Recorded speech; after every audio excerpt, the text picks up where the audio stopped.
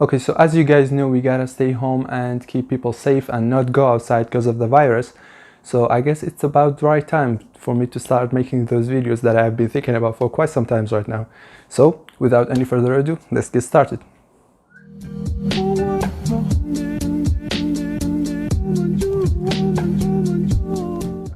So today we are going to be talking about Samsung's position in the smartphone marketplace. As we all know, Samsung generally doesn't only rely on smartphone making industry. They have a ton more businesses to focus on. For example, they're in robot making industry, tank making industry, and building huge buildings and a ton more businesses. They are quite focused and quite successful in the display marketplace. That's why Galaxy phones have had class-leading displays over the course of years. And not just that, Apple, OnePlus, and other manufacturers and other companies take their displays from Samsung because how good the quality is. They need to put more effort and budget into the processor and overall the software of the device, because if you look at it right now, it's not that great compared to iOS. iOS is a lot more stable and overall a lot better. Android is getting better update by update, and I'm liking how Samsung is taking a different approach for their Android One. So yeah, they are doing a good job, but they still need to improve on it a lot more. Like bug fixing and optimizing their games and other apps, especially optimizing the overall software, like when you go to an app and get out of it, how responsive it is to interact with it.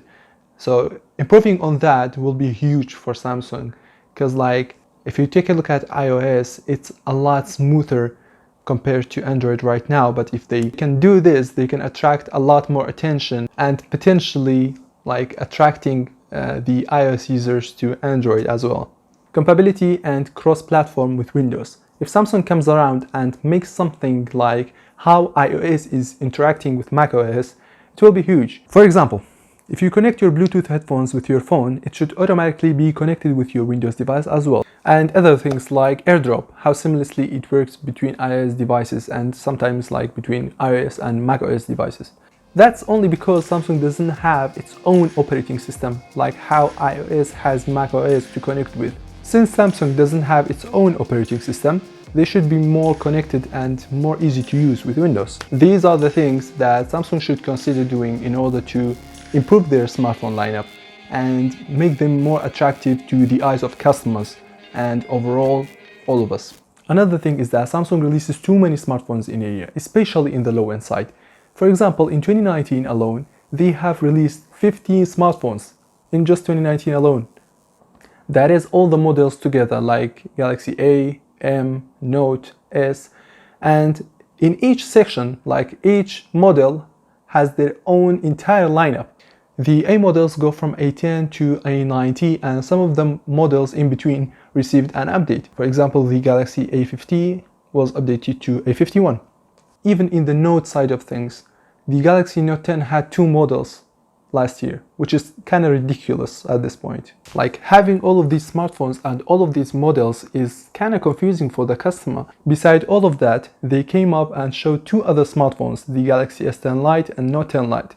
Out of nowhere, no one still understands, are they budget smartphones or flagship level? Last year, when Samsung cleared up their lineup from the Galaxy C, J, 1, I don't know, etc., they gave us 2 other models, the Galaxy A and the Galaxy M. I was kind of they should only release one from that 2 as well. They should only give us the Galaxy A. That would have been the starting point for who wants a smartphone in a budget starting at around $100. But they obviously made these 2 lineups, the Galaxy A and M, and from there they expanded it a little too much. For them to rearrange all of that is more beneficial for them than anyone else. People can differentiate their models, and they will have their budget level and their flagship level as well, and somewhere in between. They can have all of that if they only can just figure out the naming. Now, I get that Samsung does this because they want to have a smartphone for everyone. No matter how much money you have, Samsung wants to have a smartphone for you. What concerns me the most is that even in the high end, they have screwed up as well. In their high-end lineups, they have the Galaxy S and Galaxy Note. So in 2019, they released 3 smartphones, the Galaxy S10, 10e, and 10 Plus. And it's kind of odd. They could only release two, one for the budget side of things and one for the high-end side of things, targeting those who want a smaller phone with a lower price. And this year they did it again. They released three other smartphones, the Galaxy S20, 20 Plus and 20 Ultra, where they could give the edge to the Galaxy S20 Ultra, give it all the features that you need in a smartphone, and have the Galaxy S20 in the lower side of things as the budget phone.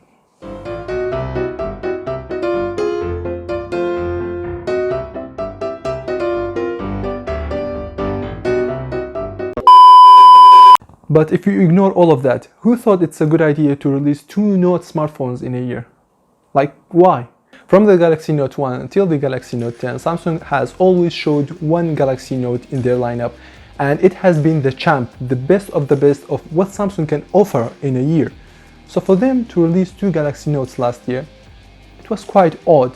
And it is still quite odd, and I cannot figure out why they would do that. If you stand up and tell me that they have released the Galaxy Note 10, not the Plus version, for those who cannot afford the Note 10 Plus, I cannot take that. The Galaxy Note 10 is still quite expensive, and if you go out and pay like $1,000 for that smartphone, you can just wait a little more till the price will go down. You can get it a lot cheaper. And their market share has been dropping a lot lately.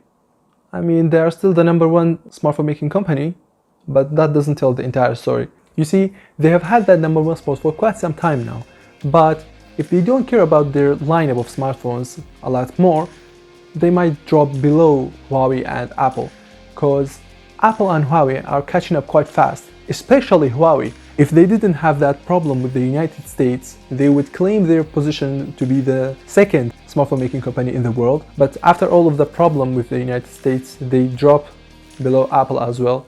And about their big reveal this year for the Galaxy S20 and S20 Ultra, they took over the headlines everywhere, in every website. A 108 megapixel camera, the 100x zoom, and the 120 Hz display with its great viewing angles and everything. But in its most reputable place, which was the camera, they kind of screwed up. But they kind of screwed up with the focusing issue, which is quite weird for a smartphone in 2020 to have focusing issue while they didn't have any problem in the previous years. They were pretty fast, pretty smooth. Now, don't get me wrong, the Galaxy S20 is still a really great phone, and I don't think there is any other better smartphone in the market right now. But there are a few things that I needed to point out. That's it. Samsung is a really great company, and the reason why I'm bringing these negative points is only because I want them to be even greater. Obviously, no one is perfect, but I wanted to show off their position right now in the marketplace. Another area that Samsung can improve on is their UI. Obviously, their UI has come a long way, and Samsung is obviously running on Android, but they have their own skin on top of the Android that they are using, and they have customized it and made it a lot better in their ways. They have improved on the Android that we have today, the stock Android that is on the Pixel devices.